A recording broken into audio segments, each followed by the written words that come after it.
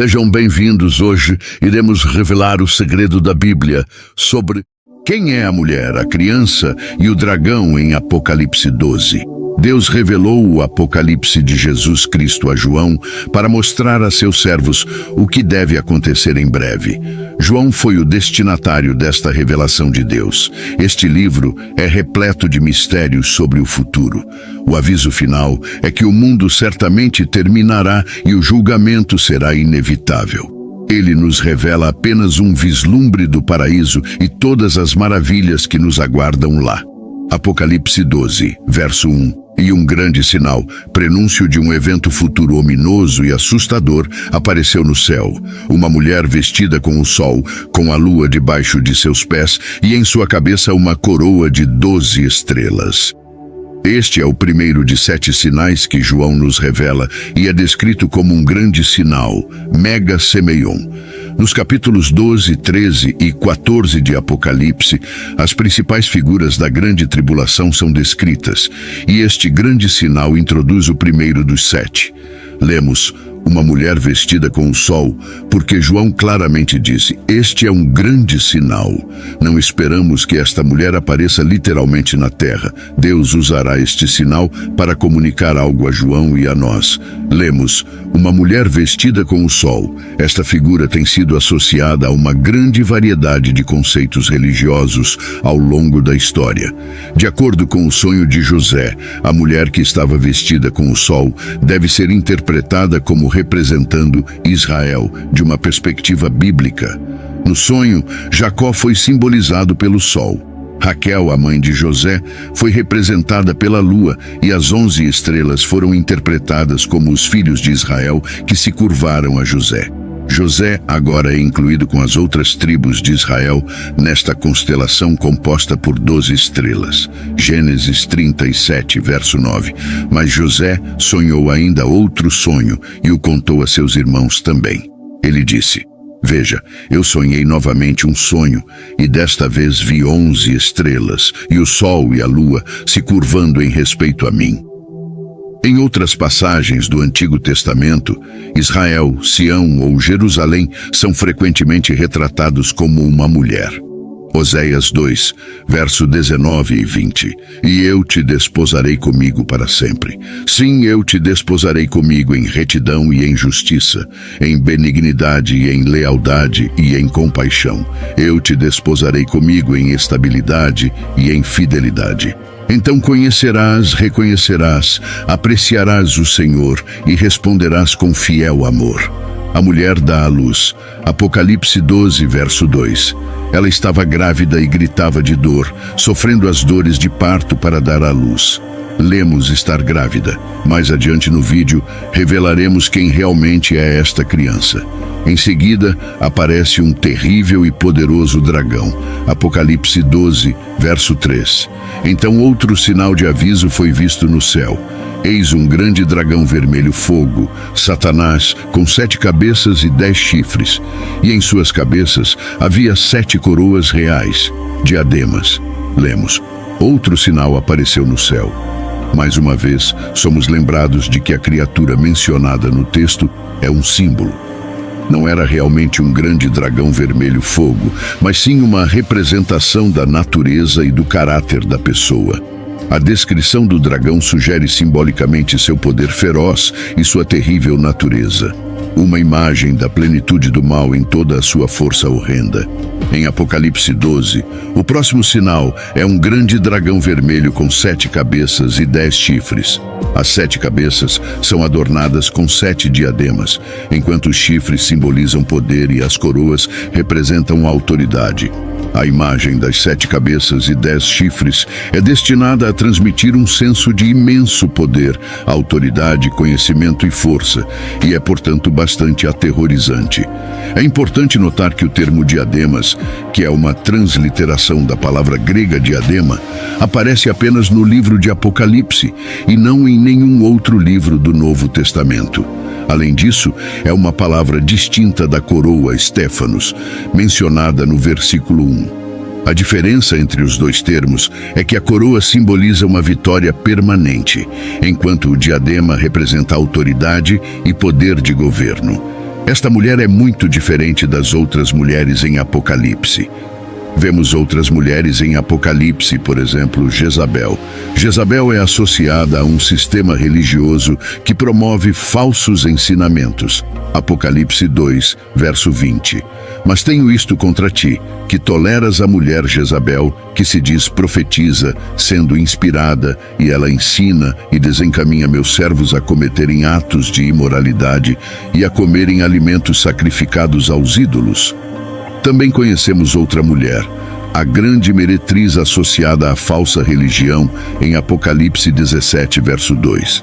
Apocalipse 17, verso 2, Bíblia amplificada. Ela com quem os reis da terra cometeram atos de imoralidade, e os habitantes da terra se embriagaram com o vinho de sua imoralidade. Também conhecemos a noiva, associada à igreja. Lemos isso em Apocalipse 19, versos 7 ao 8. Alegremo-nos e exultemos de alegria.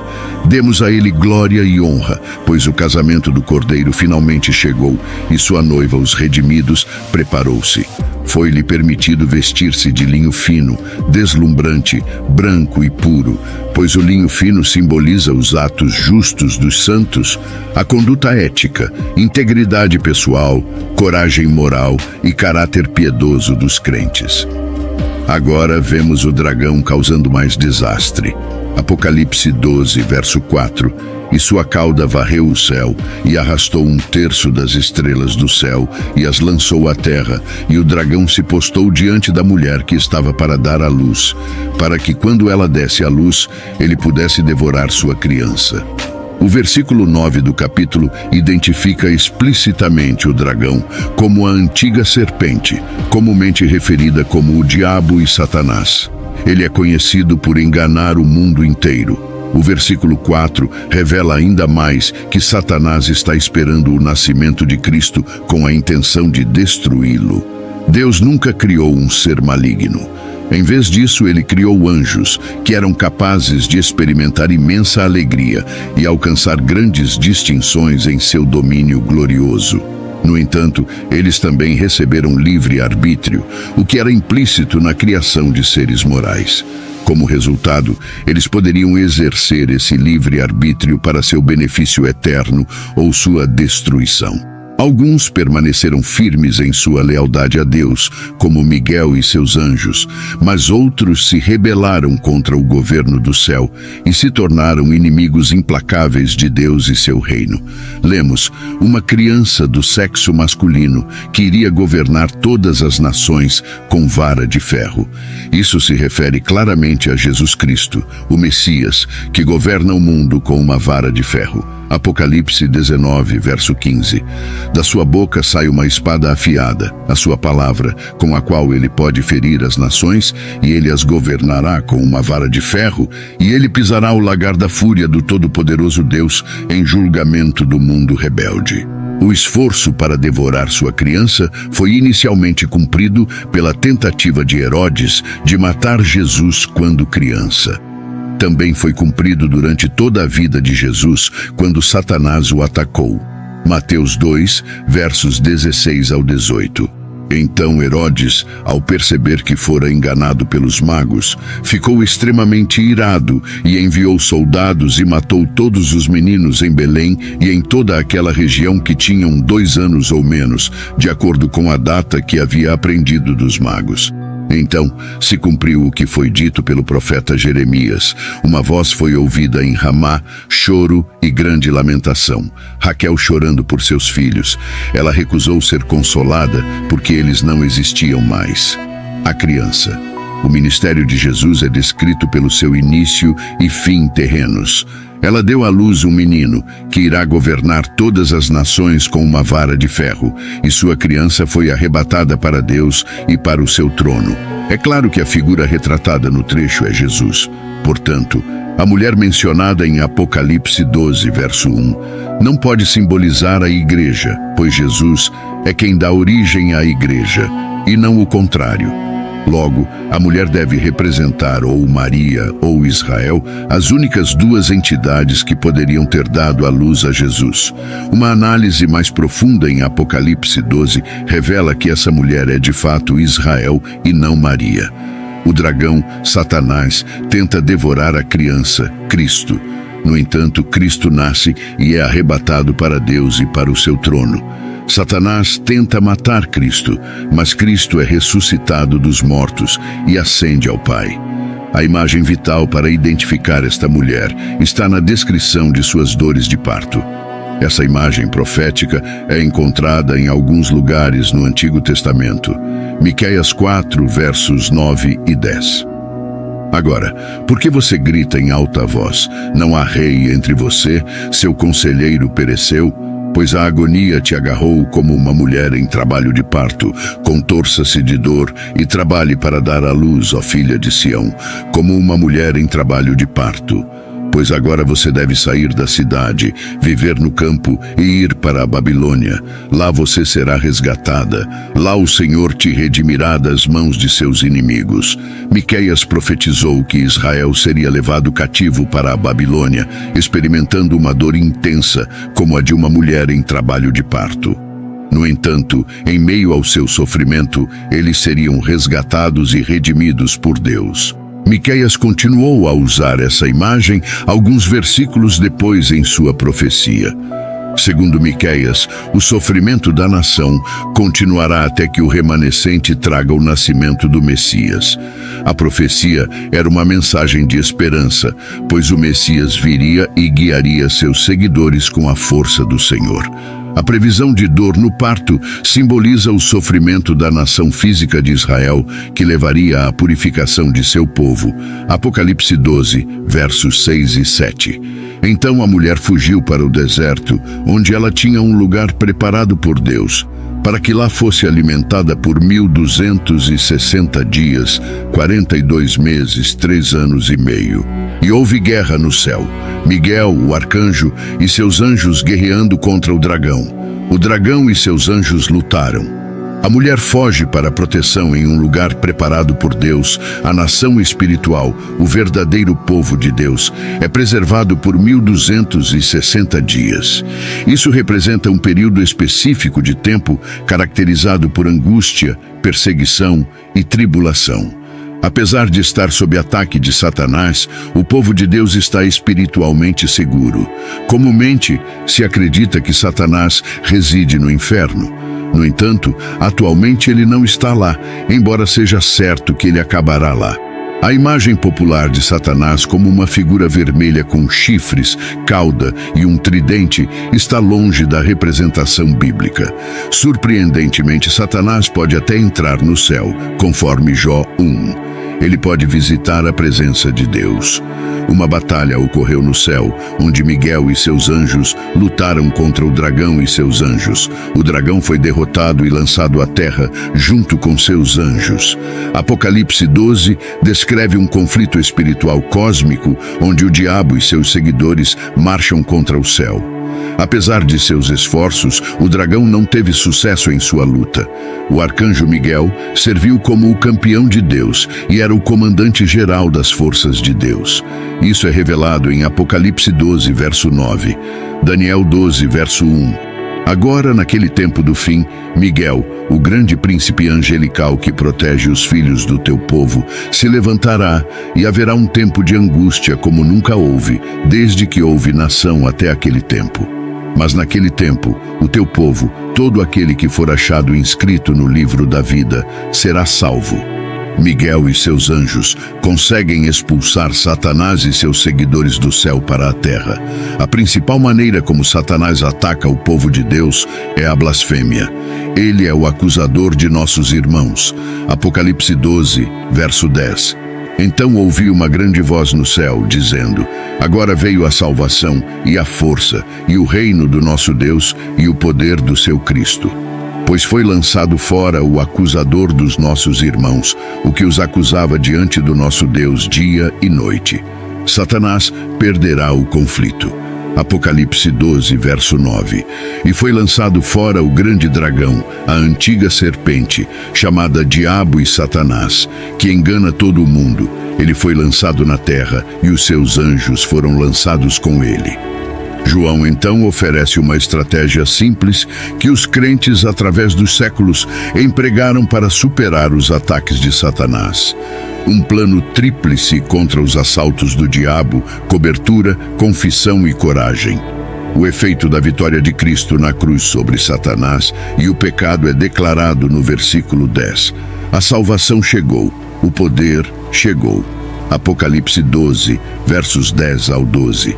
Então ouvi uma voz forte no céu dizendo: agora veio a salvação e a força e o reino do nosso Deus e o poder do seu Cristo, porque foi lançado fora o acusador dos nossos irmãos, que os acusava diante do nosso Deus dia e noite. E eles o venceram pelo sangue do Cordeiro e pela palavra do seu testemunho, e não amaram as suas vidas até a morte.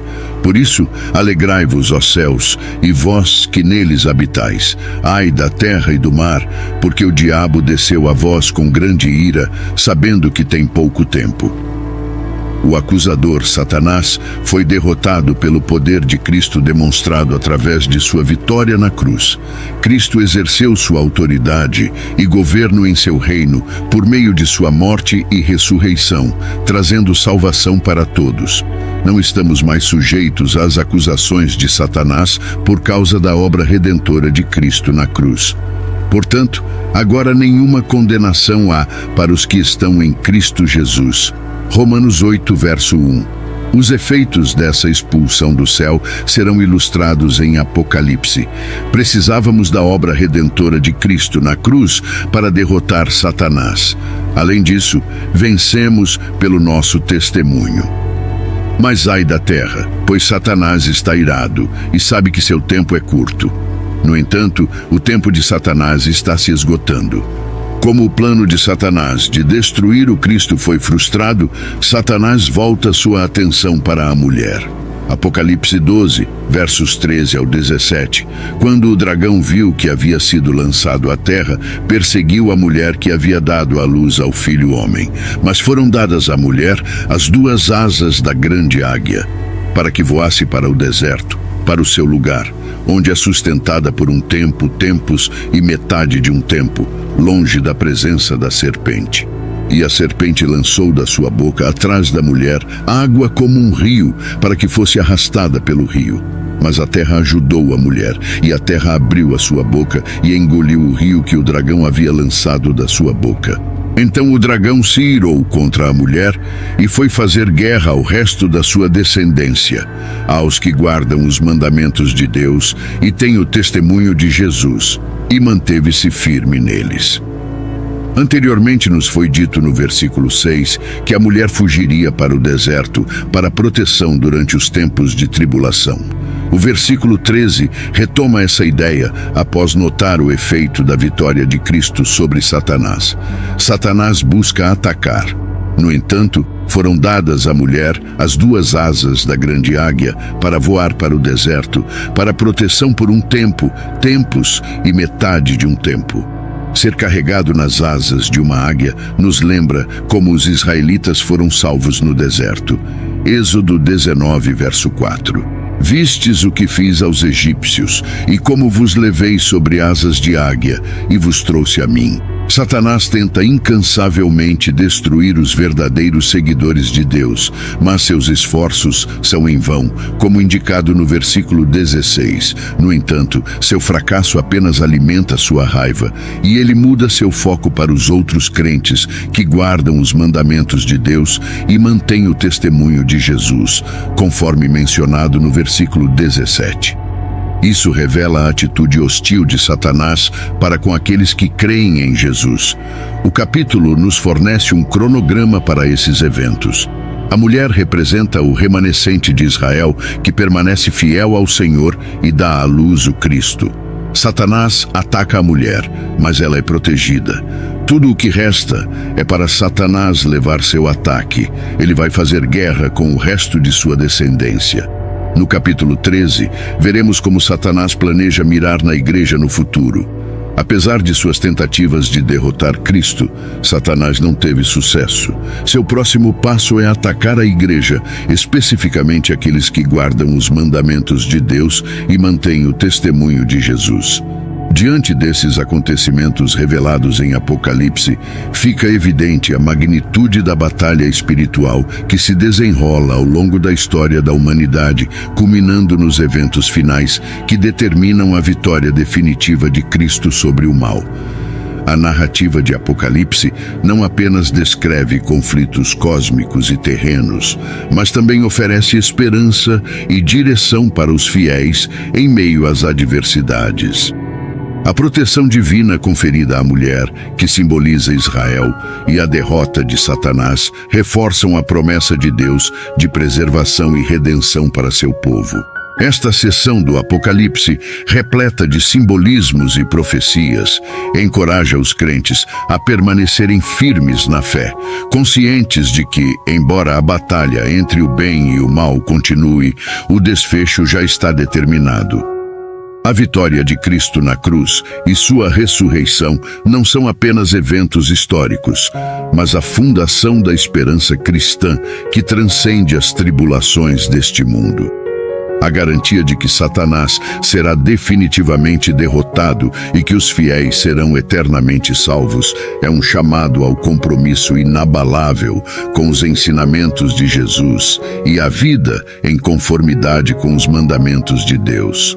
Assim, enquanto aguardamos o cumprimento final de todas as coisas, que nosso coração se encha de gratidão pela vitória assegurada em Cristo Jesus, dedicando-nos a viver de maneira digna do chamado que recebemos, como luzes neste mundo, até que possamos finalmente testemunhar a plenitude do reino de Deus, onde não haverá mais dor, nem choro, nem sofrimento, e onde Deus enxugará toda lágrima dos olhos de seus filhos. Que estejamos sempre preparados, mantendo nossa lâmpada acesa, pois nossa redenção se aproxima. E hoje, se você está cansado de viver uma vida sem Cristo, quero lhe fazer um amoroso convite. Inicie uma nova vida apenas com uma pequena atitude, que pode transformar sua vida para todo o sempre. Comente aqui embaixo: eu te aceito, Senhor Jesus, como meu único e suficiente Senhor e Salvador da minha vida. Até a próxima.